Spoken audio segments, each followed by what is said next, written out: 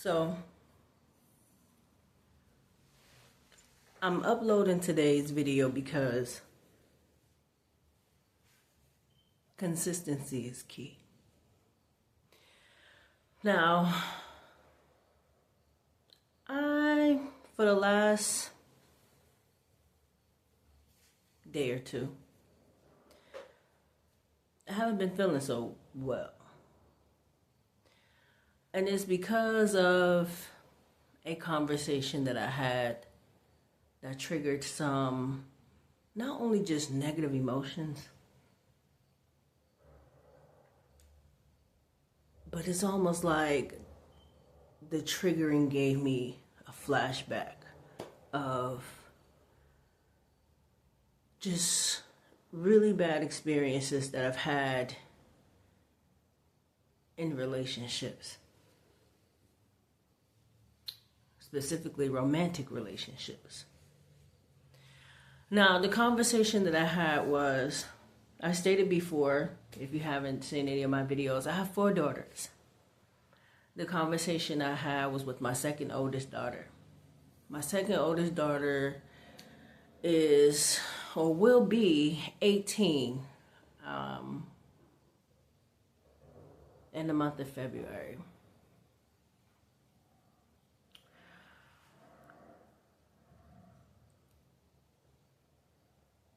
And a lot has happened. A lot has happened. I can't wait till I'm finished with my memoir so that you guys can see the details of what happened in my story with this person. But I want to try to give a overview of the experience that my daughter and I share.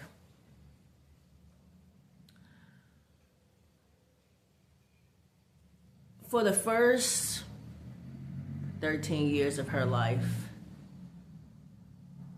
her relationship with her father has been inconsistent. I always felt like his choice to not be supportive of her life was a punishment to me for not staying in a relationship that had became, I don't want to say abusive because he was never really physically abusive until the very last thing that he did to me. He tried to choke me to death. And some months after that,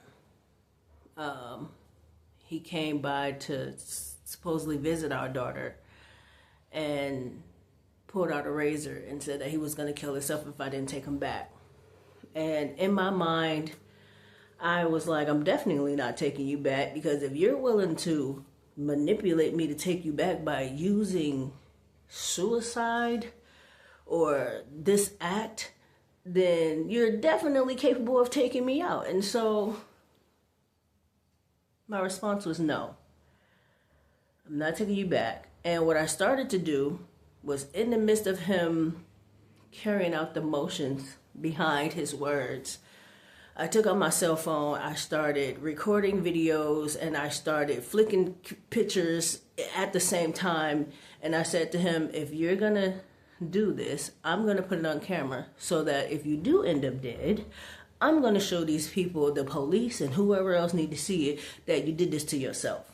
And I literally have pictures of him with the razor in his hand, and I have pictures, right? And y'all know Google backup storage, it keeps pictures from long ago. But I say this because my relationship with my daughter's father over the years were extremely toxic, because every time I needed help financially with anything, he chose to be unsupportive, deliberately. And because of this, it caused a rift in my daughter's behavior. Not only did his lack of being there for her or provide for her, affect her emotionally. But there was another dynamic that was happening in my house. So my oldest daughter, who I mentioned in the baby mama video, her family, her father's side of the family is very supportive of her. And due to the lack of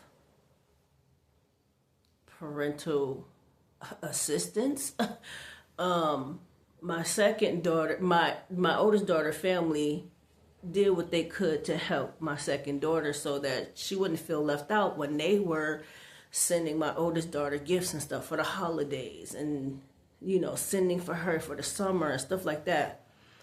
And so my second oldest daughter was always left in this space where she felt like she dealt with what a term I've heard called middle child syndrome. And I really think it's just an expression or way for someone to say, hey, out of the relationships we have, I'm feeling left out, right? But at the time, I didn't have any context. It's literally been within the last maybe 5-10 years of my life that I've, you know, heard this notion, middle child syndrome, and have the understanding of it. But as life was going on and we were still learning, I didn't even know she felt this way. And there's also another dynamic as well, because my second oldest daughter was the youngest child all the way up until she was like, I think 7. And my daughter's ages, so my first daughter and my second daughter, they're 4 years apart. My second daughter and my third daughter, they're like 7 years apart. And then my third daughter and my youngest daughter, they're like another 5 years apart. And this is because for every relationship, I was learning something different. And I was going through, you know, different experiences and learning what not to do in the next relationship and learning some of the, you know, tricks that, you know, the men who have chose to try to dominate me try to use to, you know, get my attention or to get me to drop my guard or to get me to, you know, trust or believe or whatever, believe in them and what they were trying to sell me, which was the lie. But it's just been difficult. And so this story, the reason why I'm bringing it up is because by the time my daughter was, sorry, a call came in. I hope that didn't affect the audio. But by the time my daughter was 13, my second oldest daughter, by the time my second oldest daughter was 13, my third child was, I want to say 5, and my youngest daughter was a few days out the hospital. Because of my last relationship,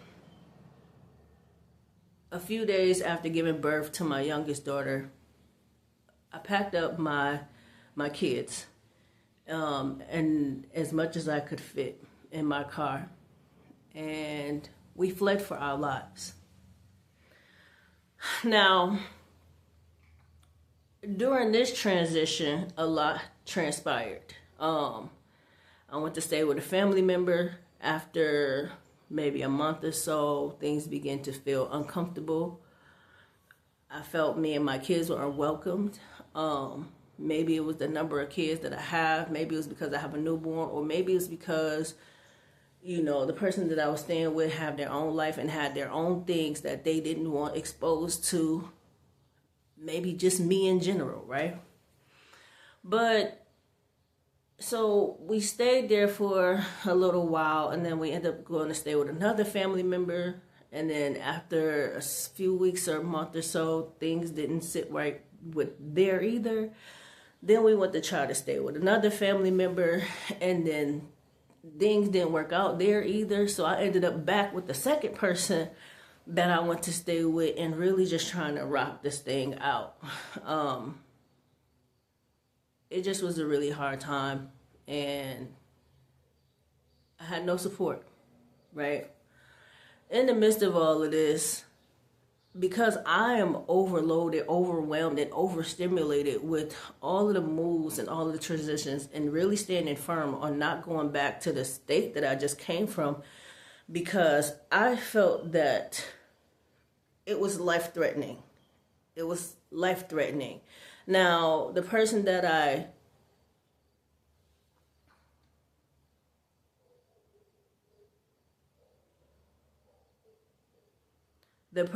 chose, sorry, a phone call came in again, but the person that I chose to flee from, our relationship, I have my last 2 daughters with this person. So our relationship was on and off for, my daughter was what, 5, 6, I'll say 7 years. But my middle child, just to make a longer story short, after we moved to what is home to me, Michigan, my daughter started becoming like more secluded, more private, more bitter, more angry. And I just thought this was, oh wow, this is her puberty phase. This is maybe what it's like to be with a teenager, because I had a family member some years ago tell me, like, oh, wait till your kids become teenagers. It's almost like they become somebody else, and then they come back to themselves and their senses. But anyway, over the years, right, you hear different people's expression of what it was like to have kids, and especially when you're new to all of the different phases of being a parent, right? So you hear stories, sometimes you take advice, and sometimes you hope certain experiences you hear don't happen to you. You try to, I don't want to say barricade life, or anyways, my daughter, so on top of life seeming extremely hard at this point, because even though I went to stay back with the second person that I stayed with before, I stayed in a hotel until I maxed out all the money I had. And when I first came here, my plan was, because right before I got here, I had a business plan, and I had a couple of moves that I was making. I had created a DBA, and I was, getting my EIN, and I just had all these plans on what I was going to do. And so because of the fact that I had to move because of this traumatic situation, relationship, whatever, I decided, okay, I'm going to just pick up where I left off in another state and just re-register there. And so instead of a DBA, I ended up getting an LLC and all this other stuff, and just really trying to make my plans go forward. But the more I was doing that, the more I was rejected everywhere else. And so I just was like, okay, it was just more better or pleasant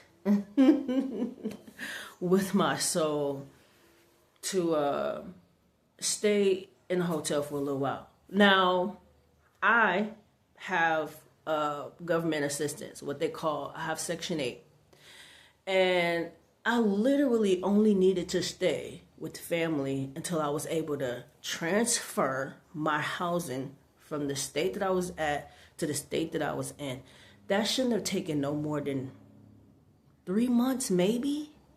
Probably not even that long. And excuse me, y'all, look at my little all of my lashes and fall off, but instead of me picking them off, I'm letting them fall off on their own. So I got like one little thing over here and 2 over here. Don't be talking about me now. But anyway, let me keep going with the story. So all of this has happened within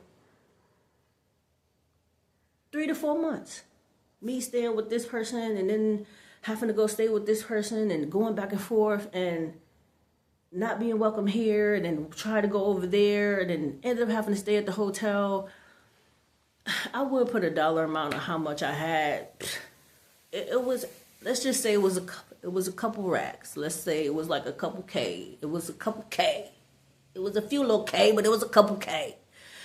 And I just thought, like, I knew I had enough money to be able to at least start investing in myself. But because of the way everything was going, I couldn't even use the money to start my business. I literally had to use my money to survive for a peace of mind. And then the bad part about it was after using all my money, I had to go back to one of the places that I was paying all of this money to get away from. So it was just a lot. But my daughter's in the midst of all this, because I was so determined. I was like, I'm going to make something out of my life. Everything I've done, I went to school. I started going to school for broadcast media tech, and then COVID happened. And then because of COVID happened, I wasn't able to finish school. And then in the process of all of this, I ended up having to flee for my life in the middle of all of this, in the middle of not finishing school and trying to start a business. And it was just so much, it was so much going on. And so I just came up with a conclusion. Okay, I need at least 1 year. I was doing Uber as an Uber driver. I was able to make $1,000 a week, and plus some. And so I was just like, okay, I just need a year. I'm gonna make this $1,000 a week. I just need a year so I could get back the money that I spent on hotels and stuff. And then I need to get a little bit extra so that I could be able to move forward with whatever plans that I have. But when I say the plan was simple, but the execution, it wasn't as simple as I thought. Just to make a longer story short, at some point I got so overwhelmed. I had no support. The only person that I was able to rely on was my second oldest daughter, because my oldest daughter was off to college and living on campus. Now, before, my oldest daughter was the one who I had to rely on whenever, like, I didn't have any family around to be able to help. My oldest daughter I was able to rely on her. But because of the fact that she was now in college and on campus, the role had to switch from my oldest to my second oldest. And I thought it was just going to be temporary. But every time I came home, the anger and rage that my second oldest daughter had expressed, and towards my third oldest, I had to come up with a different plan. And so I had to start doing jobs where I could take at least my third child with me, so that my second oldest don't feel like she's pressuring to raise a child, because she was saying things and treating my daughter bad. And just anyway, so now it go from me trying to make $1,000 a week to me making less, because other apps, I just wasn't able to get to the money like that within the time space that I needed to take my kids to school, be at home with the baby until they get out of school, and then after school, using the after school time to make money so I could pay the bills and afford to buy them shoes and coats and get their hair done and all of the things. It was just a lot. And so I remember becoming frustrated and being like, okay, let me see if y'all dads would like to take it over from here.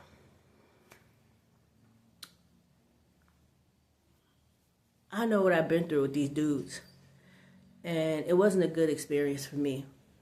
But I was that overwhelmed, I guess I could say. I was like, hey, both of these dudes, my last two kids' fathers and my second oldest daughter, They both used to make comments, oh, y'all women got it easy. Y'all got housing and y'all get food stamps. So because of that, y'all can afford stuff. And it's like, you really think this is easy? It's not. It's really not. And so I said to them, that was my proposition. Since you feel like you don't have a place to stay, and since you feel like you want to be able to have food stamps or whatever, I said, you take your children, I'll give you birth certificates, social security cards, you can go stay in the shelter so you can go get your housing, and you can get you on some food stamps.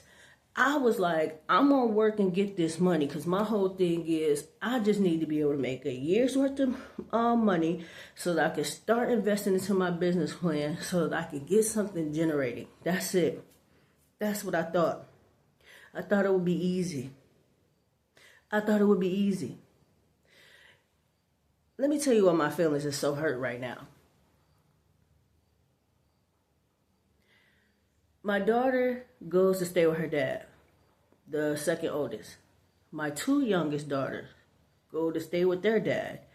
Within a month of them being gone, I get a phone call from Children's Hospital in Boston saying that I need to come get my kids because their father got locked up. And if they didn't get in touch with me, my kids were going to go into the foster children system. I have family there, so I call my brother and I'm like, hey, go get my kids. I'm getting on the road pretty much in the next couple of hours. I needed to catch up on some sleep and I'm coming to get them. Now, me and my brother made a quick plan. I'm gonna come down there and he gonna help me out, and I was gonna transfer my housing and everything back up to Boston. And things just didn't work out. It's just nothing was just working out. But what I didn't want to do was, because my second oldest daughter never actually got a chance to have a decent relationship with her dad. What I didn't want to do was, after a month, make her come back with me so that she has to be my live-in babysitter. I decided I'm going to try to do something a little bit different. I don't know what I'm going to do to make money. I don't know how I don't have people I can call. The only thing I have right now that I can use is government assistance. And so I went and got the two little ones, but I left the second oldest one with her father because she was happy. She was happy, and I'm sure she didn't want to come home.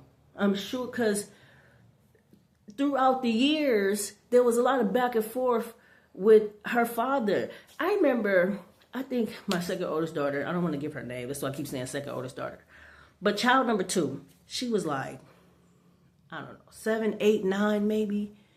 Her dad had kept doing this. He would make a promise and say, hey, I'm going to come get you this weekend. And then he'll call and make an excuse why he didn't come get her. He did that so many times that the last time it was like my daughter broke. My daughter cried for almost 3-4 hours straight. 3-4 hours straight she cried. And it broke my heart because I couldn't even do nothing to help her. Nothing I said, nothing I did, nothing I bought her, no matter how long I hugged her, nothing mattered. Nothing I did worked. It broke my heart. Now, the reason for this video, her father called me because she's been living with him now for at least, maybe the last 3 years? Maybe the last 3 years she's been living with him. And he called me a week or two ago, and he said, our daughter is in the hospital. She needs to be evaluated. She got some things going on. They want to see what it is. I was supposed to get a phone call back. I didn't get a phone call back. It's fine, because at this point, my daughter had been becoming so distant with me that we went almost a full year before she called me just to say hello. Now, she used to have a phone, but she don't have a phone. And at some point, I caught myself trying to dodge her father, because every time I talk to him, he talks so down or so negative to me that I just don't ever want to talk to him ever again. But I decided to call yesterday or day before yesterday because I'm really genuinely concerned about her health, and I love my child, man. I've seen her go through some things over this dude who is now taking on a different position than he had before. And then I thought I thought maybe she's afraid that if I come get her, or maybe she's just afraid that she like where she's in, she don't want to leave, right? So I thought maybe that's why there was this distance between us. But it's so funny because now she like has a change of heart about me. Now when I talk to her, she's like, oh, when I was living with you, I was being this, I was being tormented, I had to babysit, I had to miss school to watch your kids, I had to do this, to do that, I had a bed too small and panties too small and a bed that was broken that I slept. And I'm like, first of all, I had no help. I get that you didn't have any help, but I had to deal with so much and you neglected me and blah, blah, blah. And I'm like, and so my feelings is hurt, but I let my kids express themselves because if that's what is eating you alive, I don't want you to ever say you never told me. But then when I try to say to them, like, hey, that wasn't my intentions, that's not, I said they because the oldest daughter, she feel like this too. They like, oh, every time we try to tell you stuff, you always try to give us your excuse. And it's like, excuse? First of all, I'm still growing and I'm still learning. And the fact that y'all don't even give me the opportunity to say, hey, you know what? I'm sorry that happened. This is what I was going through at that time. This is what I was experiencing. This is what I used to believe. They won't even let me say it without you. Now, I'm going to end this message with this because it's getting a little longer than I thought it was going to be. The daughter, the second oldest daughter, in this conversation, me trying to explain myself and tell her, listen, because I wasn't financially abundant, I thought that loving you was enough. I thought that me actually loving you was enough. But because you mentioned all the things that you didn't have, that made you feel like I was a lackluster parent, that the way that I feel towards you means nothing, right? So then she hangs up the phone in the middle of me trying to say this. I called back. I said, so that's it? The father said, I don't know, blah, blah, blah. She going through, she got her this, she got her that. And he was like, yeah, I remember when you was sending her to school in pissy smelling clothes. I said, wait a minute, I ain't never sent my daughter to school in no pissy smelling clothes. Now, mind you, she peed in bed for a long time, till she was about 9 to be exact. But I ain't never sent her to school in no pissy clothes. Yes, you did. I remember you did that. Yes, you did. Man, when I say,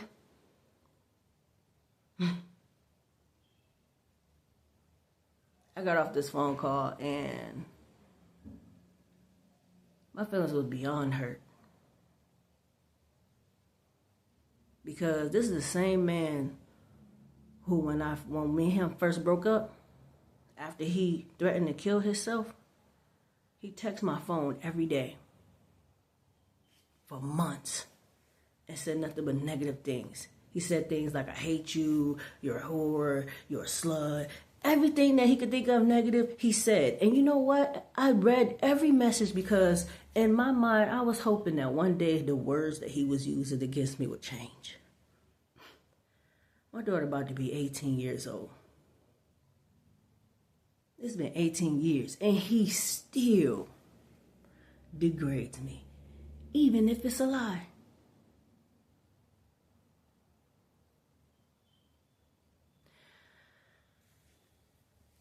I didn't make a message yesterday because usually I try to make messages when I'm feeling good and feeling empowered, and after I done prayed and the Lord be, the Lord be making me feel good when I honor him.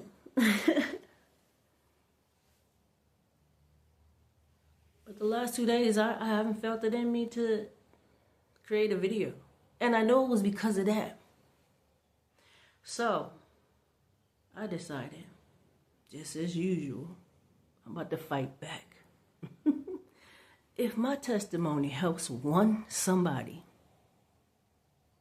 or if the person that has been dogging me for the last 18 years, even if you see this video,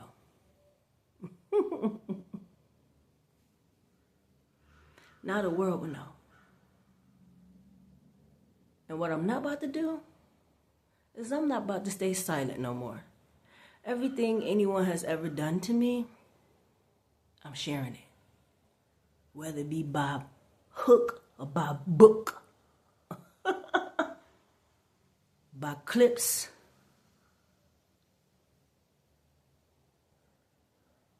it's coming out.